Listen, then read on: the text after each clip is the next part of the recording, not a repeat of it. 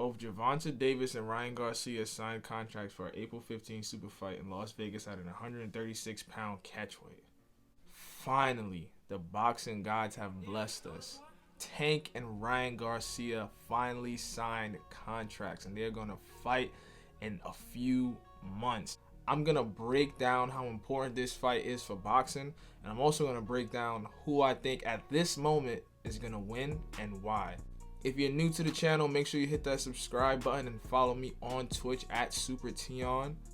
Also, hit that notification bell so you can know whenever I drop new videos. Two young undefeated superstars in boxing usually never fight each other, and when they do, it is very, very rare, especially in today's generation of boxing. Like I said before, promoters and managers run boxing. It's not necessarily a bad thing on the financial side because they let these fights build up as big as possible, so when the fighters actually lock in, they make the most money. So that's great for the fighters. Me being a fighter myself, fighters deserve money. We're putting our life on the line every time we step in the ring, and unfortunately we don't always get paid like that. Now on the other side of it, as a fan of boxing, it sucks that I can see two great fighters that are 23 and 25 and then I have to wait until like 33 to finally fight just because their careers had to build up. So I see both sides of the arguments. In recent memories, the top undefeated fights that we had, Canelo Triple G, we know how that went, ended up having 3 fights. Andre Ward versus Sergey Kovalev, we got 2 fights from that. Tyson Fury and Deontay Wilder, we got 3 fights from that. Terrence Crawford and Errol Spence, they still ain't fight yet.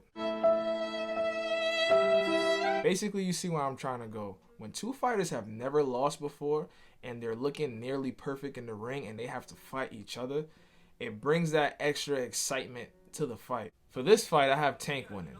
I know he's going to be the favorite because he seems like the meaner, more tougher fighter. The reason why I'm picking Gervonta Tank Davis is because Mayweather Promotions built up Tank, in my opinion, perfectly. They made him fight tall guys, short guys, fast guys, slow guys, guys that throw a lot of punches, guys that hit hard, guys with defense, guys who are aggressive, guys who are fighting on the back foot the whole time. Yes, they gave him very winnable fights, but that's how you build up fighters. Since Lomachenko turned pro and just blitzed through everybody super fast and became a champion in his second fight and fought in world title fights the rest of his career, it's getting people confused the way boxing is meant to be. I know people always say, oh, you're fighting bums, you're fighting cab drivers, you're fighting Uber drivers, you're fighting Ak from the corner store. I get it. You want people to fight the best at all times. But boxing is very hard, y'all. I don't know if y'all think this shit is easy. I don't know if y'all think just because you have skills, you're going to win every fight. No. Experience is the most important factor in boxing. You can have low skills, but more experience than a guy who is very talented, and you can beat him. We see this happen all the time. I go back to Lomachenko. So yes, Salido was cheating and throwing low blows, but this is professional boxing. This happens all the time. Fighters are rough. Lomachenko, being new to the pros, lost to him because he was expecting the ref to save him the same way a ref would save you in an amateur boxing fight. Just experience. Salido is no way on the same level as a fighter as Lomachenko, but he beat him because of experience. Now I'm saying that because on paper, this is the most talented guy that Tank has ever stepped in the ring with. Ryan Garcia is tall, rangy, powerful, fast, has great timing, and I don't care what nobody say, he's simply not a bitch. He's not going to be scared to step to Tank and throw big shots. So Tank has to be sharp the whole entire night. I feel like this is one of those fights where if Tank gets lazy, Ryan can hit him with one of those left hooks on the top of his head and rattle him a little bit. And that can change the fight. Will he put him out in one shot? I don't think so. But Ryan Garcia definitely has that game-changing power. Ryan also has been getting built up pretty well. He fought a lot of southpaws. Now Ryan has been, I think he maybe fought 5 or 6 southpaws already. And that's rare for boxing because in boxing, people stay away from southpaws because that's the toughest style to fight. Golden Boy has been lining up Ryan to get ready for Gervonta Davis. The only problem is Gervonta Davis is one of those fighters that's hard to prepare for because his height, how short he is, his speed and power, that combination is very rare at that weight class. So usually when Ryan fights somebody way shorter than him, they don't have that big punch or they don't have that explosiveness that Tank has. So it's hard to prepare for him. Now, with Tank preparing for Ryan, yes, Ryan does have that lightning speed that other fighters don't really have, but you can find guys who are lighter than you that hit as fast as Ryan Garcia. Do they hit as hard? No, but you can find somebody fast and you can prepare for that in sparring.